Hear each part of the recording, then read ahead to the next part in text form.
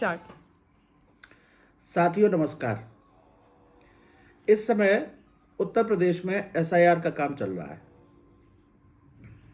4 दिसंबर तक केवल ये काम चलेगा और 4 दिसंबर तक अगर कोई फॉर्म भरने के लिए रह जाएगा तो ऐसा कहना है इलेक्शन कमीशन का और सरकार का कि फिर उसका वोट नहीं बन पाएगा। अभी जो एसआईआर की प्रक्रिया चल रही है उसमें किसी किसी जगह से कुछ शिकायतें आ रही हैं, कुछ खामियां हैं, उनका जिक्र मैं करना चाहूँगा।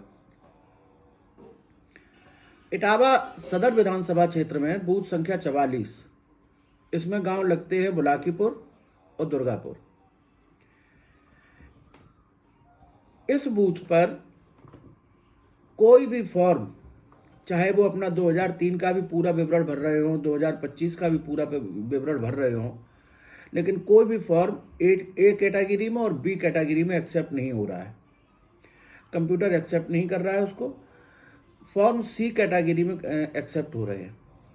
अब इसमें व्यवहारिक समस्या ये आ रही है, जब हम लोग क्षेत्र में जाते हैं, बीएलओज भी जाते हैं, बीएलओज भी मेहनत कर रहे हैं, जाते हैं तो अभी चूंकि शादी ब्याह का भी मौसम चल रहा है, ये भी एक बड़ा कारण है कि हर घर का आदमी कहीं ना कहीं से व्यस्त है शादियों में, चाहे उसके खुद के घर में हो या रिश्तेदारी में हो या कहीं जानने वालों घरों में हो, तो व्यस्तता है। फ़ोटो मिलने में बहुत दिक्कत आ रही है।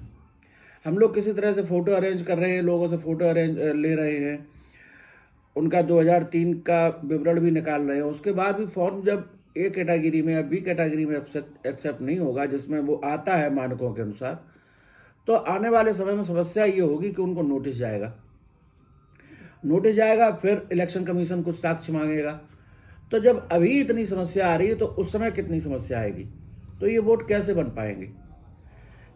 ऐसे ही इटावा विधानसभा की बूथ संख्या 46 है, उस पर भी यही समस्या है। कैटेगरी ए और बी में एक्सेप्ट ही नहीं हो रहे फॉर्म। इसमें बूथ लगते हैं, आकलपुर लगता है, पुठिया लगता है।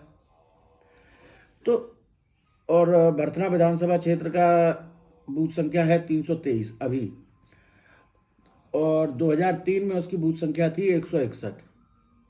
तो 2003 की वोटर लिस्ट जब डाउनलोड की गई तो उसमें पता चला कि वोटर क्रमांक 660 से 660 से 660 से और 703 तक के वोट वाला पन्ना ही गायब है उससे।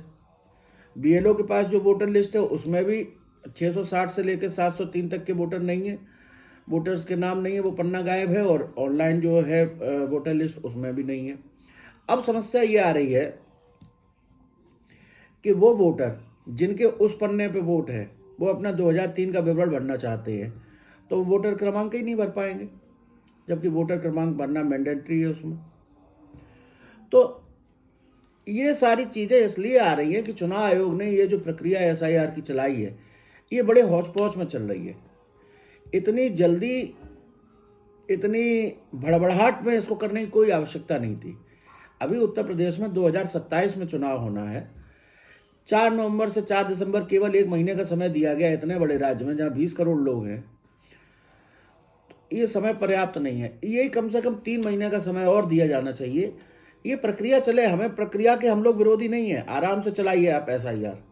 लेकिन जो आपका एसआईआर का जो उद्देश्य है, जो इलेक्शन कमीशन का कहना है गहन पुनरीक्षण अभियान, तो इसका गहन निरीक्षण कैसे हो सकता है इतने कम समय में। गहन निरीक्षण करने के लिए थोड़ा समय ज़्यादा चाहिए। इसलिए हमारा कहना है कि इलेक्शन कमीशन पुनर्विचार करे, एसआईआर का समय बढ़ाए, और जहाँ से जो कमियां की सूचना आ रही है, कमी की, उन चीज़ों को, उन शिकायतों को दूर करें। बीएलओज पर भी बहुत दबाव है। ज़्यादातर फॉर्म गांव में ये हो रहा है कि लोग फॉर्म दिए जा रहे हैं, केवल अपना आधार कार्ड दे देते हैं, फ़ोटो दे देते हैं, बीएलओ ही भर रहे हैं। तो अब कोई बीएलओ, चूँकि अब समय बहुत कम बचा है, 2003 का डाटा तो भर ही नहीं रहे हैं। उनकी भी गलती नहीं, उनके पास इतना समय ही नहीं है, इतना दबाव है उनके ऊपर। अब सारे फॉर्म, सारे लोगों के वोट हैं 2003 में, लेकिन वो भरे नहीं जा रहे हैं।